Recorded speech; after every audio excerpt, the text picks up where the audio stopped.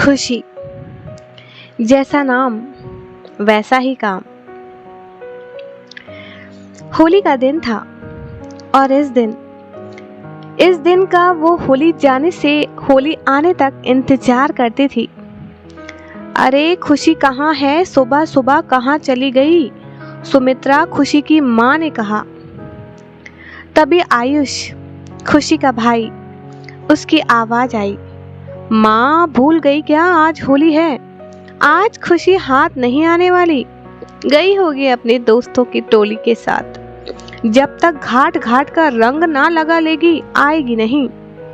बस यही बात रमेश जी खुशी के पिता को अच्छी नहीं लगती थी। अच्छे घर की बेटियों के ऐसे लक्षण, कौन शादी करेगा इससे? आवाराओं की तरह घूमती रहती है। सुमित्रा देख लेना, एक दिन शादी करके आएगी सीधे, फिर अपने घर की इज्जत बचाती फिरना। कह देता हूँ मेरा कोई रिश्ता नहीं होगा उससे। अरे कहाँ की बात कहाँ ले जा रहे हो? सुबह की शाम हो गई थी। घर और आए सारे मेहमान खुशी के बारे में पूछ पूछ कर जा रहे थे, लेकिन खुशी तो नदारद थी। तभी दरवाजे की घंटी बजी। कीर्ति और सुमन, खुशी की पक्की सहेलियां, उन्होंने उसे पकड़ रखा था। आंटी, गलती से खुशी ने भांग का शरबत पी लिया, वो बेहोश हो गई। ये सुनकर आयुष ने खुशी को संभाला और कमरे में लेटा दिया। रमेश जी ने बोला, देखो सुमित्रा, अपनी बेटी अब नशेड़ी भी हो गई है। कहता हूँ इसका ब्याह करा दो, कोई कांड हो गया ना मेरे बाप दादाओं की इज्जत डुबा देगी। सुमित्रा खामोश थी। जब खुशी को होश आया तो सब ने तहकीकात की तो पता चला खुशी की एक सहेली ने जानबूझकर उसे भांग पिलाई थी। वैसे खुशी शादी के लायक तो हो ही गई थी, पर अभी तक अपनी माँ के आंचल में ही छुपी थी। 6 महीने और बीत गए। तभी खुशी के लिए एक अच्छे परिवार का रिश्ता भी आ गया। वैसे तो खुशी इतनी सुंदर थी कि कोई उसे मना कर ही नहीं सकता था। सब कुछ तय हो गया, शादी का वक्त भी नजदीक आ गया। ससुराल में एक देवर और एक ननद थी। बहुत ही सुलझा हुआ परिवार था। विनय, खुशी का पति। वैसे इतना समय नहीं मिला था कि दोनों एक दूसरे को अच्छे से जान सकें। अब तो ससुराल में ही पति को जानना होगा। जब विदाई हुई तो माँ ने बस यही कहा कि अपना बचपन और अपना बचपना यहीं छोड़कर जाना, वहां तू सबकी जिम्मेदारी उठाएगी। और पिता ने कहा कि मेरी नाक मत कटवाना। जब खुशी विदा होकर जा रही थी ना, तो माँ से मिलने वो लौटकर वापस आई। पिता और भाई भी पास में ही थे। माँ, जाते वक्त मैं आपसे कुछ मांगना चाहती हूँ। यह सुनकर माँ की आंखें भर आईं। बोल मेरी लाडो, क्या चाहती है? तो खुशी ने कहा, माँ, मेरी जिंदगी में कभी ऐसा पल आए कि मुझे कोई ठिकाना ना मिले तो क्या मुझे आपके घर में एक कोना दे दोगी उम्र भर के लिए? आज ये शब्द सुनकर रमेश जी की आंखें भर आईं। उन्होंने खुशी को गले से लगा लिया। मुझे माफ कर दो बेटी, ताउम्र तुम्हें खुशी ना दे पाया, पर नाम खुशी रख दिया। मेरी संपत्ति पर तुम्हारा बराबर का हक है, ये वचन है मेरा।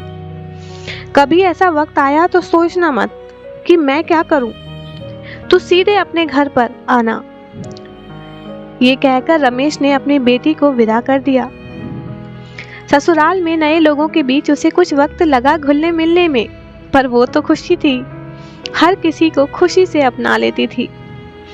अपनी सास को तो उसने माँ बना लिया था और देवर, उसे तो दोस्त बुलाती थी। ननद को कभी कभी चिढ़ होती थी क्योंकि कम ही बहुएं होती हैं जो ससुराल में बेटी बनकर रहती हैं। विनय भी धीरे धीरे खुशी के रंग में ढल गया था। साल भर भी नहीं बीता, दुखों का पहाड़ खुशी पर टूटा। विनय की एक्सीडेंट में डेथ हो गई थी। ये गम खुशी को अंदर ही अंदर तोड़ रहा था। सब लोग घर में जैसे हंसना भूल गए थे। खुशी के पिता ने खुशी को वापस घर ले जाने को कहा, पर खुशी ने जाने से मना कर दिया। पर अब खुशी मुस्कुराना भी भूल गई थी। ये बात उसके देवर राजीव को अच्छी नहीं लगती थी। वो बहुत कोशिश करता था उसे खुश रखने की। संजना जी भी खुशी की सास बहुत कोशिश करती थी उसे हर खुशी मिले, पर खुशी खुश ही नहीं हो पाती थी। होली आने वाली थी। राजीव को याद आया कि खुशी ने पिछली होली में क्या धूम मचाई थी। आज उसने सबको मना लिया था होली खेलने के लिए। इस बहाने खुशी भी थोड़ा खुश हो लेगी। सारा इंतजाम हो जाने के बाद राजीव खुशी को कमरे से बाहर लाया। बाहर आंगन में होली की पूरी व्यवस्था की गई थी। थोड़े बहुत आसपास के रिश्तेदार भी बुलाए गए थे ताकि रौनक लगे। जैसे ही खुशी बाहर आई, राजीव ने पूरा की पूरा उसे रंगों से भिगो दिया। ये देख खुशी को वो पहले वाले दिन याद आ गए और एक हल्की सी मुस्कुराहट उसके चेहरे पर बिखर गई। सभी घर वालों को उसके मुस्कुराते चेहरे को देखकर बहुत खुशी हुई। उसमें खुशी के माता पिता भी शामिल थे। कितनी खुशकिस्मत है ना हमारी बच्ची कि उसे ऐसा ससुराल मिला, और कितनी तकदीर बुरी है विनय की जो इतनी कम उम्र में उसे छोड़कर चला गया। क्या मेरी बेटी अपनी पूरी जिंदगी इस अधूरे रिश्ते में काट देगी? चाहे कुछ भी हो, एक पत्नी को तो पति का साथ ही पूरा करता है। क्या उसे हक नहीं लाल रंग को अपनी मांग में सजाने का? जब ये बातें खुशी की माँ अपने पति से कर रही थी तो राजीव ने गलती से सुन लिया। सच तो था, ये खुशी अधूरी थी। तभी कहीं से किसी महिला ने कटाक्ष भी कर दिया। क्या जमाना आ गया, हया बची है? कैसे एक विधवा रंगों से भीगी है, वो भी अपने देवर के साथ। शर्म नहीं आती ऐसी अटखेलियां करते हुए? और घर वाले कैसे बर्दाश्त कर रहे हैं? कुछ नियम कानून बचे हैं या नहीं? संजना जी और राजीव के कानों से होते हुए ये शब्द सीधे खुशी के दिल पर चोट करके गए। सारे आंसुओं में होली के हरे पीले नीले लाल रंग धुल गए और खुशी अपने कमरे में भाग गई। शर्म नहीं आती आंटी आपको? यही अगर आपकी बेटी के साथ हुआ होता तो ये अल्फाज होते आपके? कहा सुनी होली के त्योहार का मजा सब खराब कर गई। एक बार फिर खुशी के माता पिता ने खुशी को अपने घर ले जाने की बात की, पर इस बार राजीव ने यकीन दिलाया कि खुशी को खुश रखना अब उसकी जिम्मेदारी होगी। ये सुनकर वो लोग चले गए। दिन बीते, राजीव ने अपनी जिंदगी का मकसद बना लिया था खुशी को खुश रखने का, और खुशी भी अपना गम भूलने लगी थी। दिन बीतते गए, घर का माहौल सामान्य होने लगा। थोड़े दिन में घर में फिर शहनाई गूंजी। संजना जी की बेटी का रिश्ता तय हो गया था।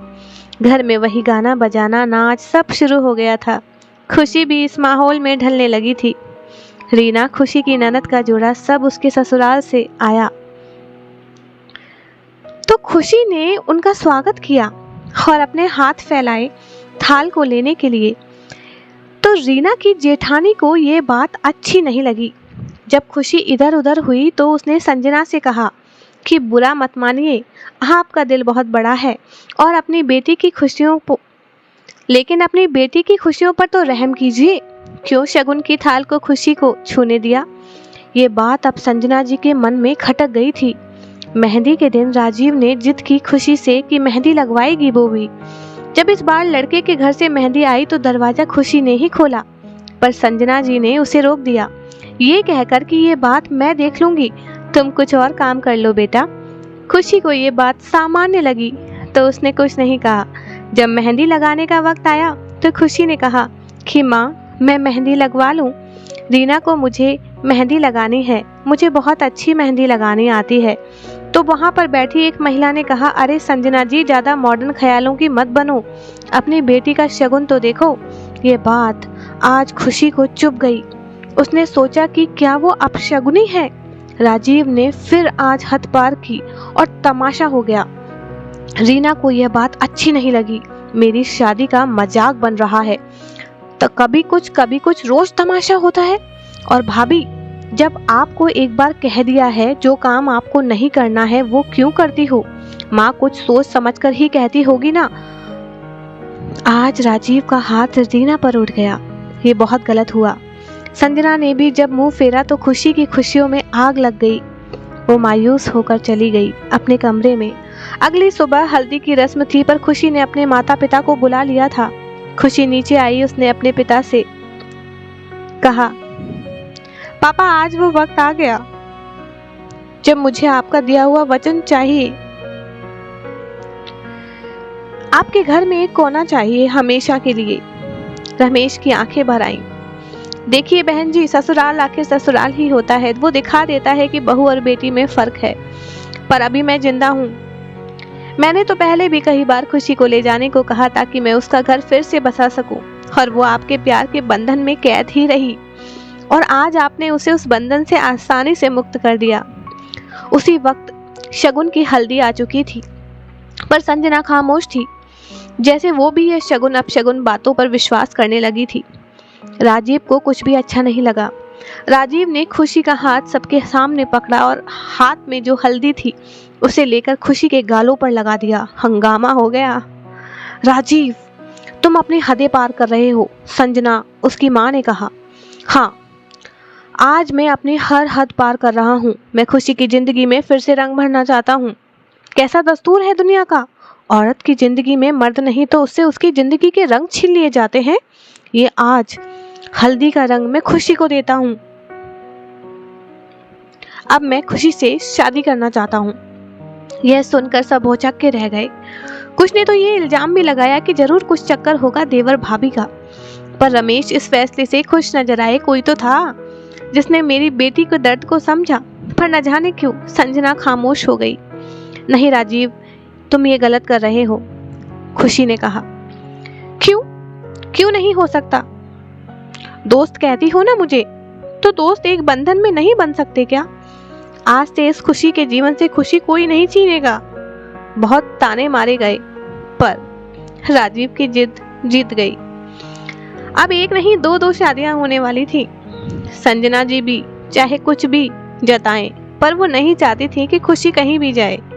लोगों ने कुछ वक्त के लिए भड़का दिया था, लेकिन संजना जी ने खुशी के सर पर हाथ फेरते हुए कहा, मैं औरत होकर औरत का दर्द नहीं समझ पाई। रीना ने भी अपने किए की माफी मांगी। आज खुशी और रीना दोनों दुल्हन के रूप में बहुत सुंदर लग रही थी। इससे अच्छा क्या हो सकता था कि एक दोस्त उसका हमसफर बनने जा रहा था।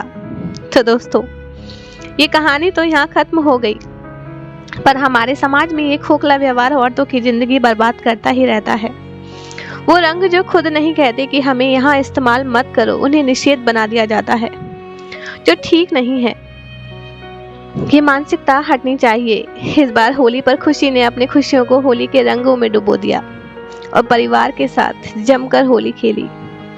मुझे उम्मीद है कि आपको खुशी की ये कहानी बहुत पसंद आई होगी, और साथ ही मैं ये रिक्वेस्ट भी करना चाहती हूँ कि मेरे इन कहानी के चैनल को सब्सक्राइब कीजिए, ताकि मुझे भी मोटिवेशन मिले और मैं इससे भी अच्छी कहानियाँ आपको सुनाऊं। बेल आइकन दबा दीजिए, नोटिफिकेशंस आपको डेली मिलेंगे। धन्यवाद।